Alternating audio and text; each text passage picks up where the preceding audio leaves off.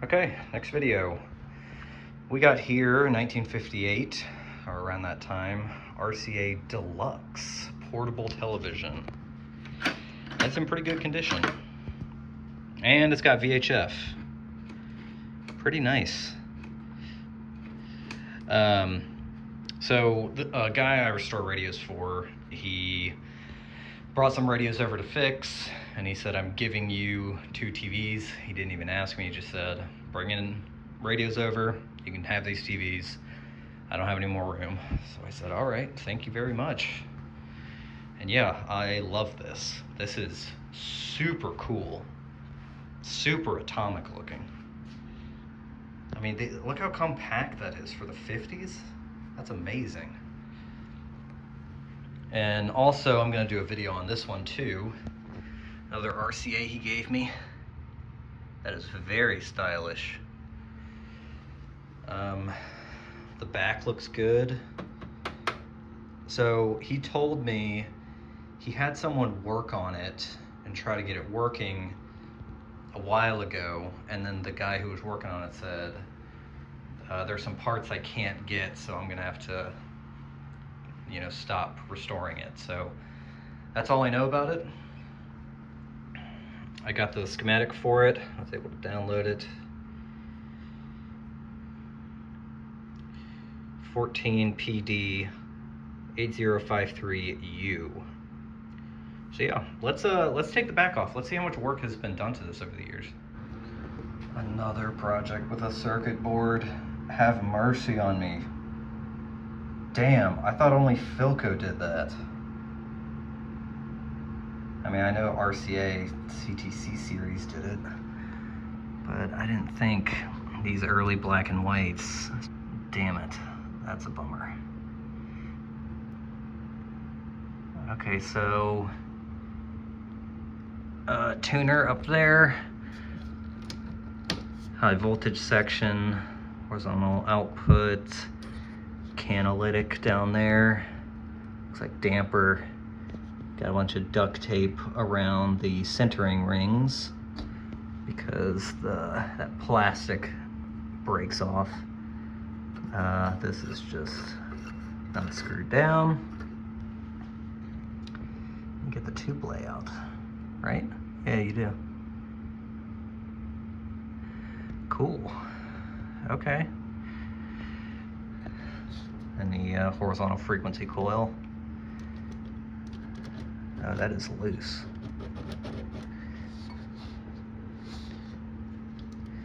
I don't feel like that's supposed to be that loose, but okay. Okay, well, I don't think I can really, see anything further until we get this out, so. Oh God, I hate these things, these little, these things also are sort of in Philco's design, kind of. I know the Miss America had these, but if one section of these goes open, you just need to take both of them out to replace one of them. So I don't like that you got 2 controls in sort of one module. Okay, well, I can't do anything until we take it all apart, and then maybe we can see under the board in there and see if any work has been done to it, because I'm not really seeing anything done up here on this board. All right, we're gonna test the picture tube here. It's a 14 ATP4, which I had never seen, but it uses 8.4 volts for the filament. Never seen one like that. So I got this marked at 6.3.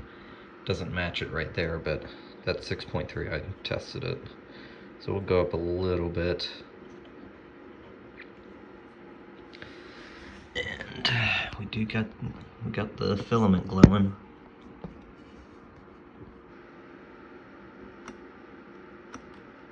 Whoa.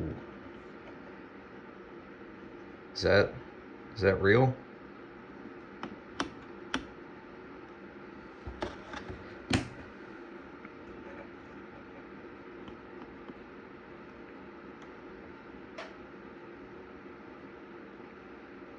Wow, so this is a excellent testing tube. I had to go back to the normal setting, and even then, I think this is, I think this tube even tests better than the Predict I just tested. We're not even at 8.4 volts, man. The heater is on this setting is 5 to 8 volts, and that's the reading we're getting at around 7 volts, 7.5 volts. That's incredible. Let's see, cutoff. It's got cutoff. Yeah, this tube is excellent. Wow.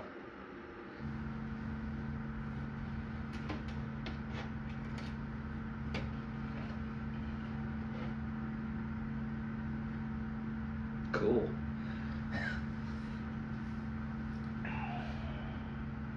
Whoa, this set has been recapped. The electrolytics have not. The set reeks of cigarettes. So yeah, they got the nice orange drop resistors in there. Those are very high quality. So the set has been recapped. At least the paper capacitors have underneath.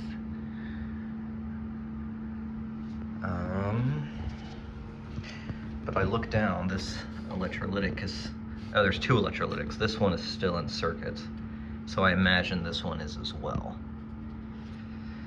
And then nothing has been done to this board over here. Okay, so it actually looks like the selenium rectifier was taken out, because that would be right there. They put a diode in, and then put in the filter cap right there. So it's a 150 at 450.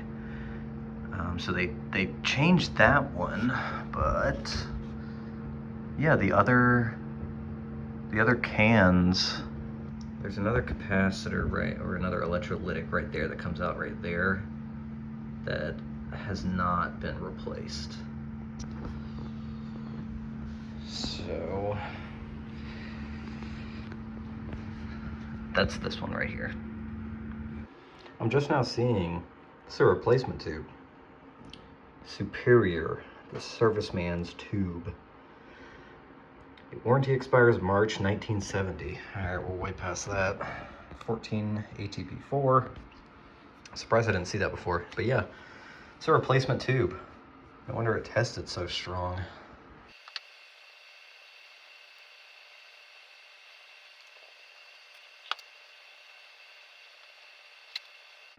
All right, this fuse for the high voltage is very not okay.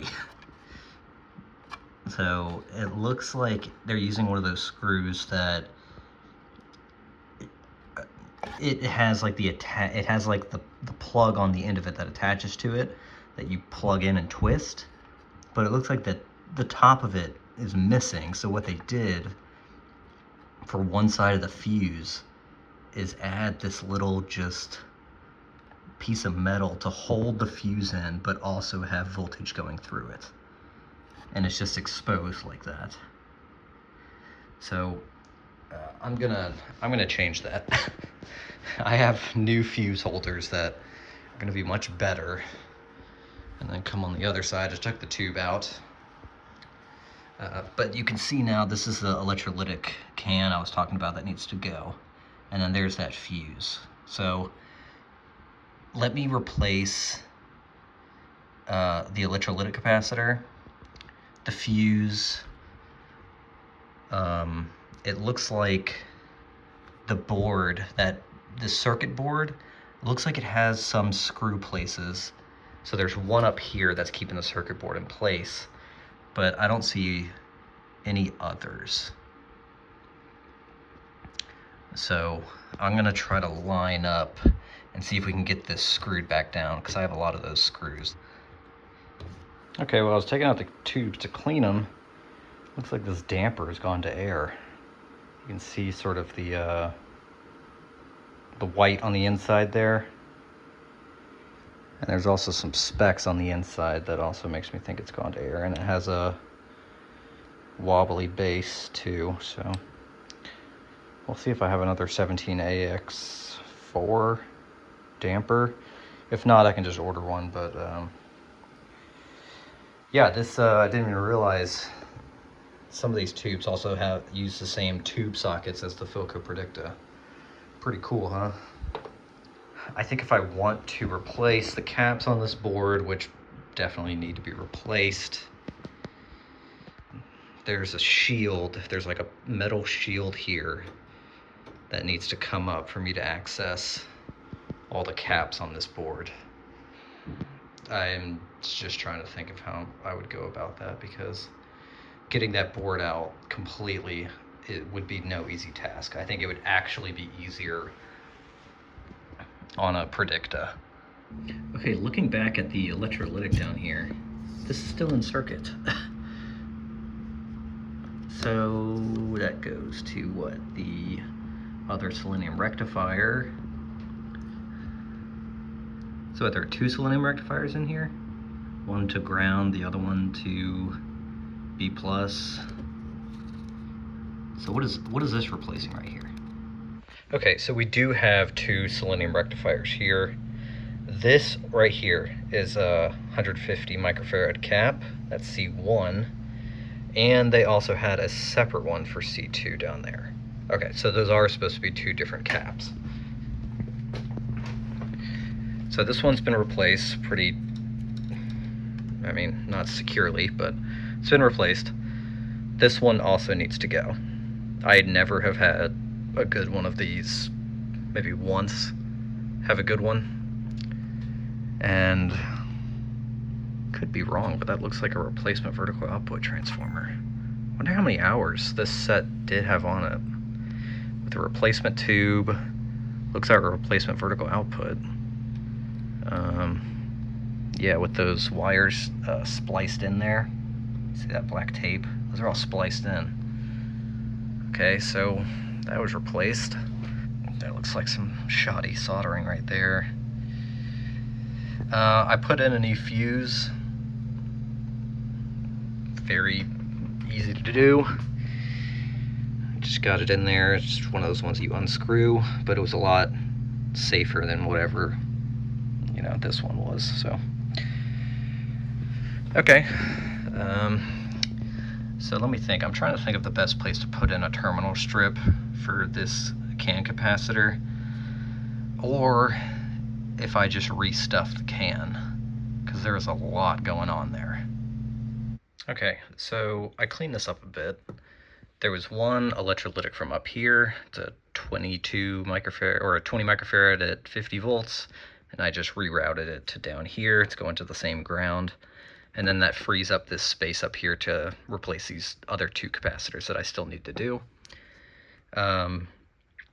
Put in a new 150 microfarad cap.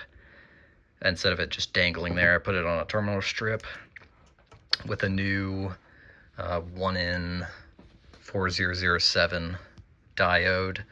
And then I put in, because it had the same thing over here where it was just a diode just floating. So I just put in another terminal strip just to clean it up a little bit. And then I replaced this cap with just a 150. I tried to make the ground clean up a little bit, but you know, it still looks rough, but it's making good contact there. I scraped up the ground so it would make good contact. And when I was going around, there are a few cold solder joints back here, so I don't know the last time this thing worked. I doubt that the guy who last worked on it had this set working, because after the B+ resistor here, this cable right here was barely holding on, which goes to the first filter capacitor. So who knows? Who knows? So, but let's replace this, and then I'll go ahead and do a soft power up. All right, got a new damper tube, so we'll go ahead and get that in there.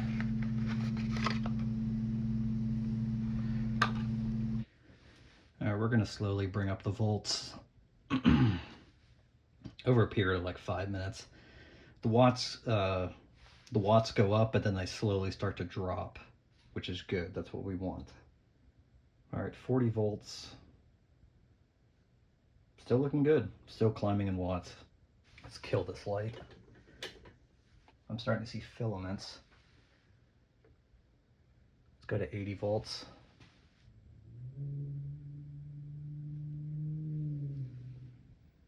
I hear the vertical going. Starting to hear from the speaker. There we go. That's getting a little image. I mean, we're still only at 80 volts, but starting to get a raster. The tube is not tied down, so the yoke isn't perfect on it, so I don't imagine this raster to be perfect, but let's start to keep going up.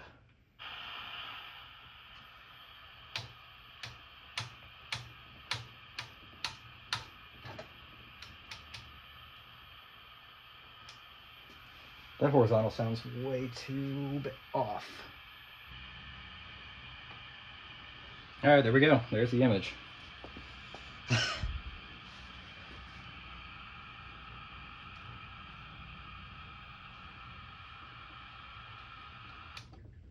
Oh, there we go. Wrong channel. Okay, vertical. Vertical hold. Is that right here? Yes, it is. We got no vertical hold, that's for sure. But hey, tuner works, high voltage section works. It's progress, it's something, that's for sure.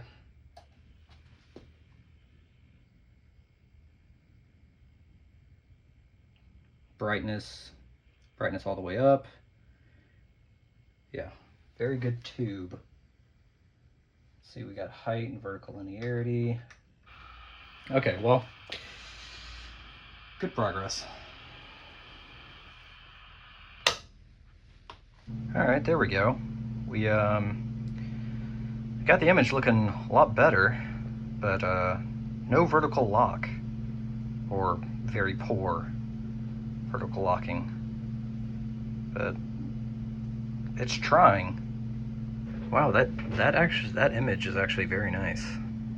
You know, apart from the vertical locking, it's actually a pretty nice image. So I'm sure those caps have something to do with it, because I think that's near the vertical section. So damn, that's a really nice image. And the brightness, like this is, let me show you max brightness here. That's max brightness. That's crazy. This is, wow, this is the brightness all the way down. That's all the way down. Is that right? Can it be that well of a tube? Yeah, that vertical it's just sensitive. Okay, let me see how I'm gonna go about replacing those caps on this board, because this is a problem. Getting to those under the board is a huge pain. At least with those I can clip the leads and just tack in capacitors. But these bumblebees, both the leads are on the bottom, so they go straight into the board.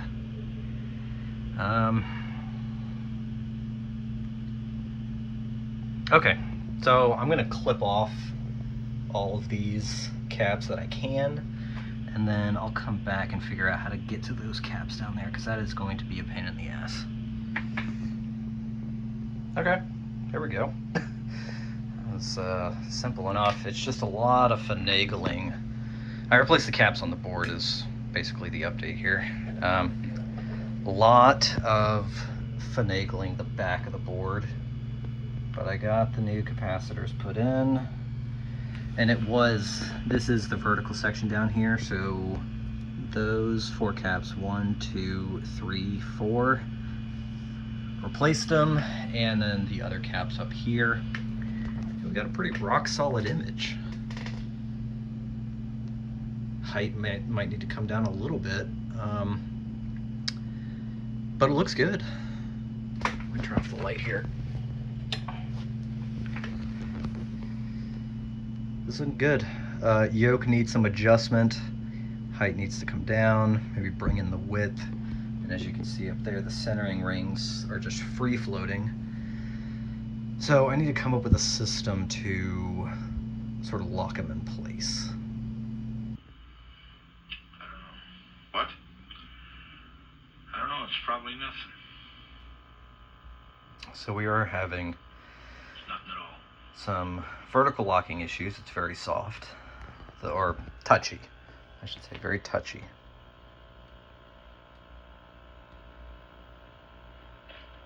How much more of this crap is there? 9 hours, I'd say. And then the lines right there you're seeing are from the DVD player. But overall, the image looks good. But we have another problem now. This tube socket. It's got a break in it Where'd they take these shots? on one of the pins. Seems like So they it were has to spending be a lot of their maneuvered time in a on the way place northeast of their camp after 5 or 6 where hours. What's that? it's not going to be, you know, because this is a series strung set. So if one tube's pulled out, all the tubes lose their filament. So with that tube, there's something going on with it where one of the pins is broken off, which then takes out the filament string, which takes out all the tubes. So that's a problem. I gotta take this board out and replace the tube sockets. Okay, so we still have some vertical issues, but I was having a lot of trouble with the sound because all of these tube covers are to reduce interference, and they were all grounded before, so I'm temporarily grounding some of them. But I think another error that we're having is these coils right there and right there, because the plastic outer coating, when I was taking apart the tube sockets, cracked and broke. So messing around with those gets the sound correct, but there's still some issues with how strong the image is coming through, so I need to keep tinkering around here. Okay, this is looking pretty okay. I ended up just taking off all the tube shields. I'm still getting some buzz in the speaker, and the horizontal, I'm getting some sort of waves. See how the lines are completely straight there? So something is going on there. And also turning down the contrast. I think this is a set where turning up the contrast boosts the gain in the video signal, I think. But turning down the contrast really messes up the image. So I'm wondering, see, this is, yeah,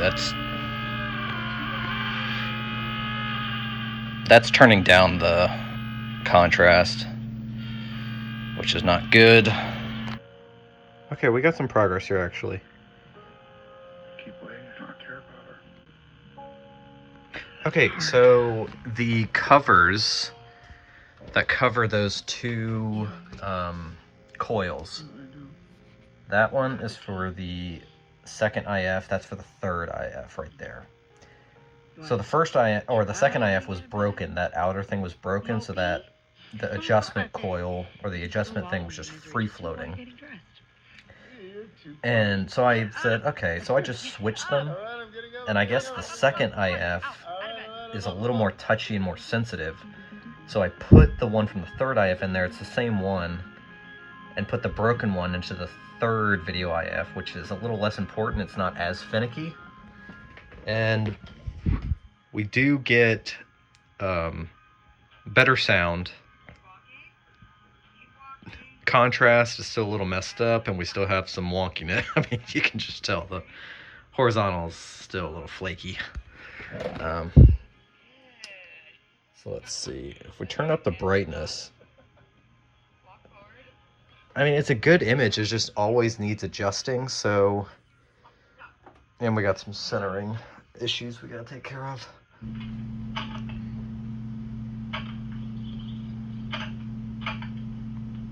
trusts anybody. Everyone's image stability is nice. Still some vertical rolling and some horizontal problems, but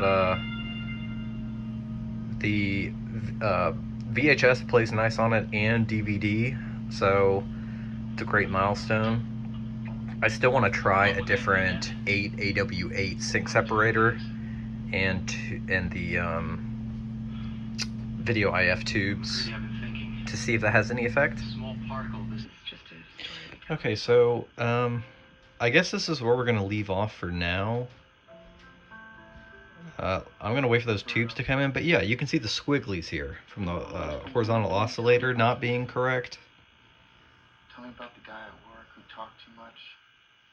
Yeah, that's just not, it's not right. Tell me about a funny thought you had when you were waking up and forgotten about. Let's turn on the whenever I turn down the contrast, it sort of figures itself out, but then the image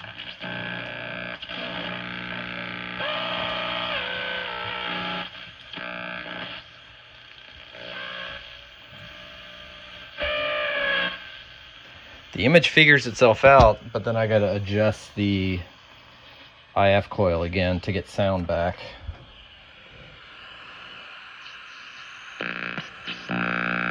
That's perfect. I wish somebody would look real.